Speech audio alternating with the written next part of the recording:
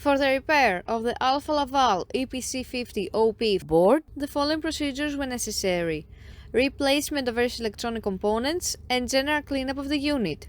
For testing, we add a 24-volt DC power supply. As soon as we turn it on, the unit reacts and the screen lights up.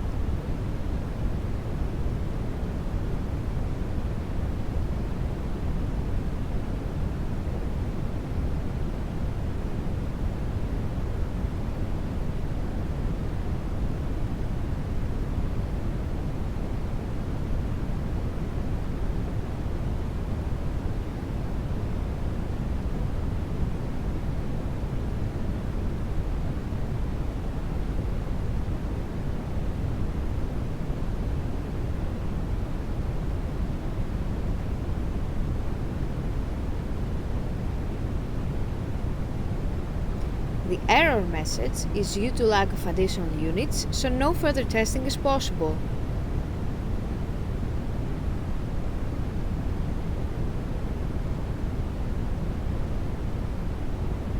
It is now clear that the board is working successfully and is ready to be delivered to the customer.